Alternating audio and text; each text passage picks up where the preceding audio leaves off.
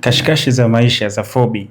Ametoka kwenye mpira, amekuja kwenye nini, then sasa hivi kasimama kwenye muziki, lakini bado anagusa na mpira. Ipi tukio baya la maisha ambao umekutana nalo katika mihangaiko yako na utamani tena lijirudie ama litokee kwa kijana yote ambaye ana ndoto ya kufika somewhere? Of course tukio baya si kwamba nasema alitonipata ama sijui litakuwaje.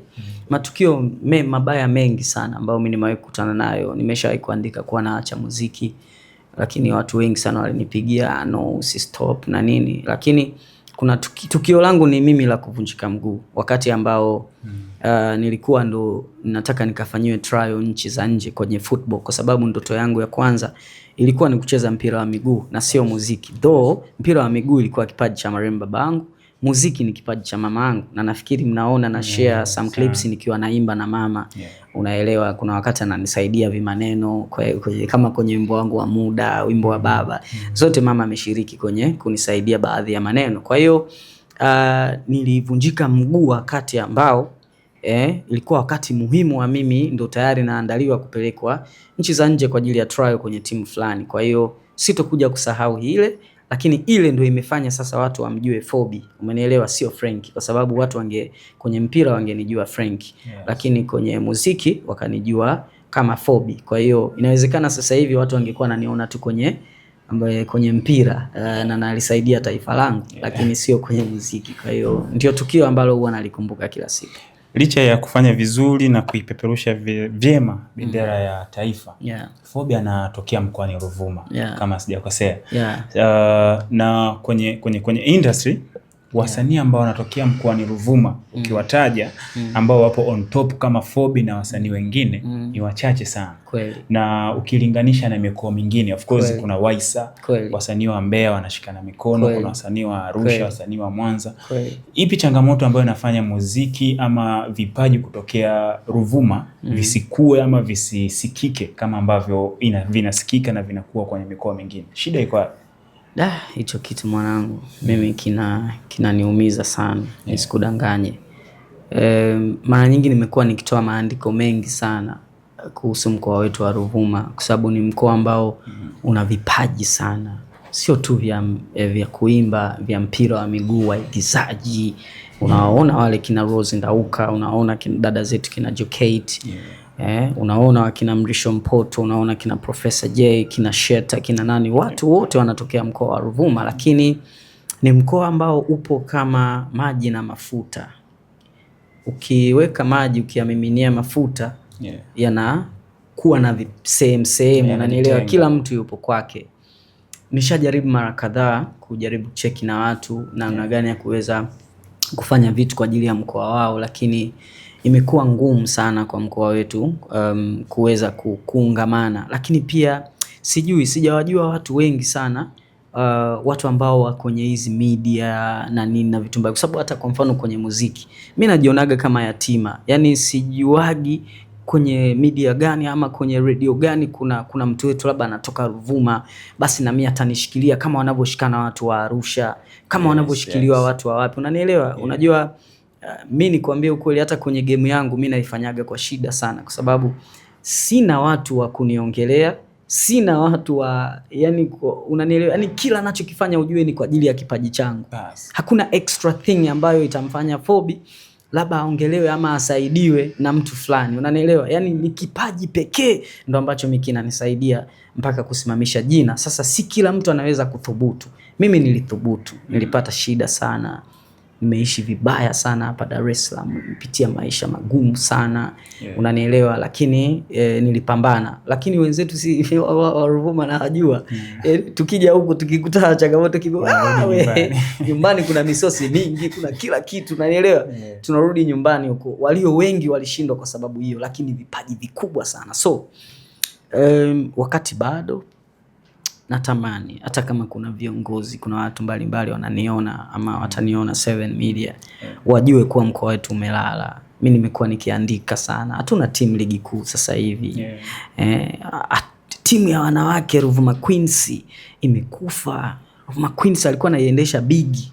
brother mmoja ambaye amefanya kazi kubwa sana mkoa wa Ruvuma. Hata mimi alikuwa ananipa thamani way back. Ni msanii mdogo, nilikuwa natafuta jina kwa pale Songea, lakini ananiandalia show kubwa, unanielewa.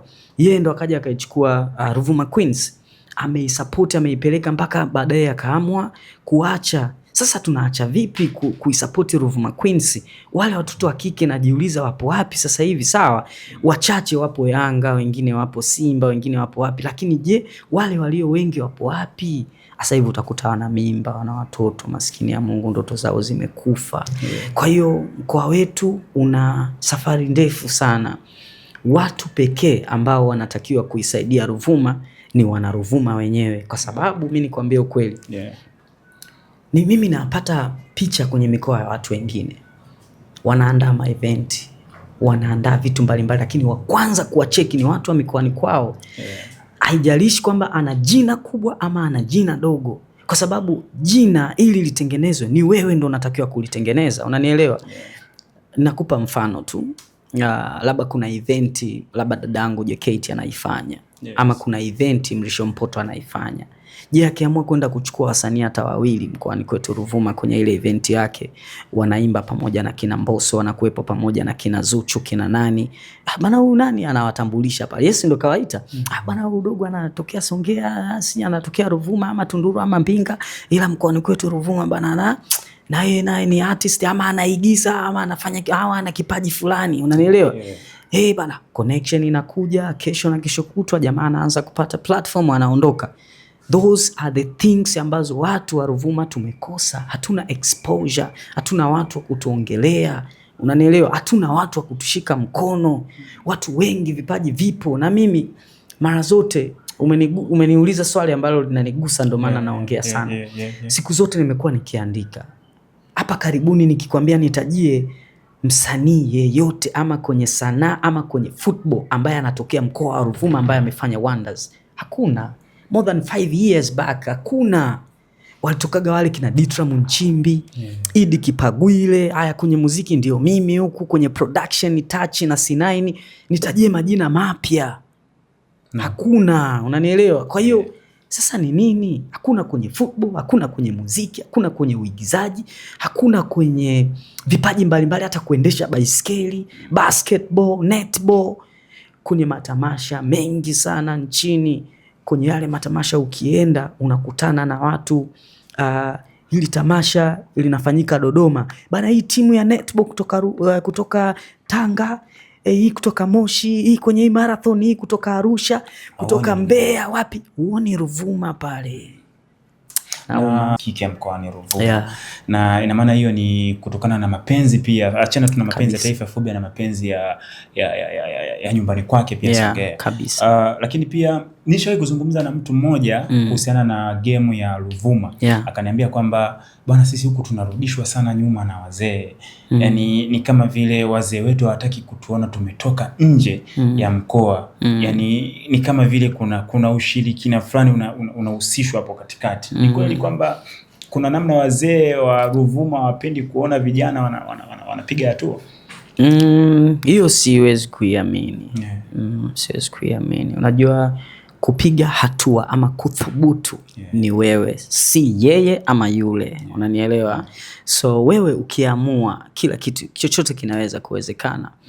Kama mimi ambavyo nilikuwa nimeanza game na kusema sitotaka kusainiwa na lebo yoyote, I'll be doing it by myself. Nitapambana ili nije kuwa inspiration kwa watu wengine, kwamba kuna lebo ziko chache, wasanii ni wengi. Je, kila mtu atachukuliwa kwenye lebo? Haiwezekani. Nyie mnaobaki, pambana mwenyewe mpaka ufike sehemu, alafu ndo utaona mbele kinatokea nini. Kwa hiyo siwezi kukubaliana na kauli eti kwamba hakuna mji usiokuwa na wazee wachawi. Umeelewa? Yani sehemu yoyote wapo wazee ambao hawataki maendeleo, wapo. Lakini je, wewe unakubali kutokupelekwa mbele? Unakubali kurudishwa nyuma? Unaikubali hiyo hali? So utagundua kwamba ni mtu mwenyewe. Kile nilichokuambia kwenye mkoa wetu, yani uvumilivu ni mdogo, lakini wale wanaofanikiwa hawarudi nyuma. That's the problem kwenye mkoa wetu. Fobi upo kwenye game muda mrefu sana. Na watu wengi wanajiuliza maswali mengi. Ninachokiongea na kipresent na wakilisha watu. Fobi hapandi ashuki. Yuko pale pale. Yaani Fobi huwezi kumsikia amepotea wala Fobi sio amepanda. Yuko pale pale. Consistency yako kwenye muziki inatokana na nini na kwa nini haufiki ile kiu ya mashabiki wanataka? Ndio hicho nilichotoka kukuambia.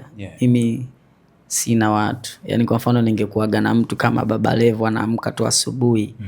Ama nakuwa na mtu kama nani sijui unanielewa. Yaani kuna wale watu ambao wakikushika kwa sababu mimi muziki wangu mbaya? Uko sawa. Naimba vizuri. Yaani naona mashabiki na ndio maana kuna jopo kubwa la mashabiki wanalalamika, wanatuita kuwa underrated. Moja kati ya watu wanaolalamikiwa ni alikuwepo Ibra Nation pia kakaangu. Sasa hivi ameacha kabisa, yupo kwenye gospel. Unanielewa? Ni kuna kipindi inafika unafanya vitu vikubwa lakini unaona kuna sehemu vinagota, vinaishia. So mimi sijawahi kuwa na roho ya kukata tamaa. Sijawahi kuwa na roho ya kusema okay, mbona hii inatokea hivi, wala kuandika mimi sisupportiwi, radio nisipigwi. Mimi unaweza kukuta hata wiki 2 wimbo wangu hausikiki radio yoyote, wala wimbo wangu haupigwi kwenye TV yoyote, lakini nyimbo zangu zina quality ya hali ya juu, ni kali, idea tofauti. Lakini sijawahi kuandika sehemu kulalamika, ni kwa sababu I know myself. Mimi najua wapi naelekea. Sipendi kujikweza, sipendi yani hivyo kujilalamisha. No, haya ndio maisha ambayo mimi nilichagua kwamba okay, nitafanya vitu kwa uwezo wangu. Kama yani umeona kwa mfano kama pages zangu ya Instagram, ya TikTok, ya YouTube, nikiposti kwenye ile page ni fanikio langu la kwanza. Kama kuna mtu atani support basi fanikio langu jingine. Kwa hiyo sijawahi kulalamikia hii hali, najua Mungu kipo kitu ambacho ananiandalia, unanielewa? Sijawahi kukaa na kuanza kuwaza kwamba kwa nini niko hapo. Hata hiyo yenyewe ya kustack sehemu moja, kutokushuka wala kutokupanda ni jambo kubwa sana. Unanielewa? Si kila mtu anaweza kustick sehemu moja akakaa hapo hapo, yani asishuke. Mimi sijaachia nyimbo karibu miaka 3, lakini my name is still there. Watu wanalitaja na linafanya vikubwa. Kwa hiyo Mungu atajalia na kuna siku nitakuja kuwa pale ambapo mashabiki wanataka niwe. Mtazamaji wa 7 Media, huyo ni Fobi, moja kati ya msanii ambaye anapokelewa kiaina yake. Yaani ni msanii ambaye watu wanamkubali kwa engo yake ya tofauti. Tuko naye leo 7 Media na sasa tunaelekea ukingoni kabisa, mwishoni. Niko na maswali machache tu ya ambayo natamani ufafanuzi ama majibu kutoka kwako. Umemzungumzia Ibra Nation. Of course mara ya kwanza mwanzoni kabisa Ibra Nation alishawahi kupata shavu kutoka kwa Fobi. Alishafanya kazi inaitwa Kitanda kwa Malkia Karen mule. Lakini kwa sasa Ibra Nation ni kama hayupo kwenye game. Kama mtu wako karibu na mpaka mnafanya kazi na tayari mwisha kuwa na ushikaji. Unaweza kutuambia Ibra Nation yuko wapi? Na nini kimemkuta Ibra Nation kwa wale ambao hawajui? Kwa sababu mimi pia ni miongoni mwa watu ambao nishathubutu kujaribu kufanya mawasiliano naye lakini ikashindikana. Mtu wake wewe ni mtu wako wa karibu sana. Unaweza kutuelezea kikubwa hasa ambacho kimemkuta Ibra Nation? Of course yeye mwenyewe anaweza kueleza zaidi. Si mimi, lakini ninachojua ni kwamba sasa hivi ameacha Bongo Flava na ameokoka. Sasa hivi anaimba, atarudi kuimba gospel na nafikiri anaweza kaanza kuachia hiyo muziki. Lakini nitakwambia tu kitu kimoja kinachowahusu watu wengi wakali kwenye kitu chochote ambacho kinatokea, kwa sababu si tu kwenye game ya muziki, kwenye sehemu nyingi, lakini zaidi kwenye muziki. Wale watu ambao huwa wanabarikiwa na Mungu kujua sana hicho kitu, labda kujua sana muziki, wengi sana wanakuaga underrated. Kwa sababu gani? Ni kwa sababu hiyo hali hata mimi huwa inanikuta. Yaani tunawekezaga akili nyingi sana kwenye kutengeneza product. Unanielewa? Lakini huwa tuna feli kwenda kuiwakilisha ile product, sababu huwa tunaamini kwamba okay, mimi nimeshatengeneza wimbo mkali, kazi yangu kupeleka radio, kuwaomba watu labda wa support, anaye support fresh, asiye support fresh. Sio watu ambao labda watalia sana, unanielewa sijui. Yani nafikiri watu wananielewa kwenye hilo swala. Kwa hiyo hata kaka yangu Ibra Nation nafikiri hicho ndo kitu ambacho kimemchosha sana, kwa sababu ni mpole, unakuaga hivyo, yani upole. Hauwezi kubishana na watu, hauwezi kutuma watu, hauwezi kuendana na vile vitu ambavyo watu wengine wanavifanya, unanielewa? Kuingia kwenye hayo ushetani, kuingia si kwenye maagano fulani, kuingia siju kwenye vitu gani, ni vitu ambavyo kwa mfano mimi mwenyewe nilishavikataa way back. Kwa nafikiri hata kaka yangu pia alivikataa. Lakini ukipata nafasi ya kuongea na Ibra Nation, atakuambia vitu vingi sana kwenye game ambavyo si wengine tunaamua kuvivumilia. Sawa, swali langu la mwisho kabisa siku ya leo. Vanessa Mdee alishawahi kuthubutu kusema kwamba muziki una ushetani. Lakini pia tukija kwenye muziki wenyewe, kwenye jumba la muziki, tumemwona mtu kama jamaa alikuwepo The Mafik. Linatoka jina lake. Ameacha muziki kabisa. Ameamua kufanya gospel na maisha yanaendelea. Juzi hapa tumemwona pia dada yetu Angela, na yeye anatangaza kwamba hataki kabisa kuimba muziki wa kidunia, anaenda kuimba gospel. Lakini leo hii pia unaniambia Ibra Nation pia anatoka anaenda kuimba gospel. Ni kweli muziki una ushetani? Na nini hasa ambacho kinawafanya watu wengi watoke huko na waingie kwenye muziki? Yani kwamba kuna ushetani kweli kwenye muziki? Mimi nitakuja kusema siku ambayo na mimi nitaamua kurudi kwenye gospel, sababu ni kitu ambacho nilikuwa nakifanya way back tangu niko mtoto. Najua tunafanya hizo muziki za kumwimbia Mungu. Kwa hiyo kuna siku ambayo mimi nitakuja kusema, sio kama wenzangu, lakini mimi nitakuja kusema. Lakini kwa sasa hivi siwezi kusema. Lakini kila unayemuona anatoka sehemu moja kwenda nyingine, ipo sababu tena kubwa sana. Kwa hiyo yani unajua game yetu ina vitu vingi mno, kuna vitu vingi sana, lakini mimi nitakuja kusema siku ambayo nitaamua sasa kurudi kwenye gospel. Fobi amekataa kujibu hilo swali, lakini nikwambia tu mtazamaji wa 7 Media, tumefika tamati kabisa. Na nadhani kama umefuatilia interview mwanzo mpaka mwisho, kuna vitu vingi ambavyo umejifunza na umevipata kutoka kwa Fobi. Lakini kitu ambacho Fobi pia akifahamu, mimi ni miongoni pia mwa mshikaji ambaye na represent pia Ruvuma.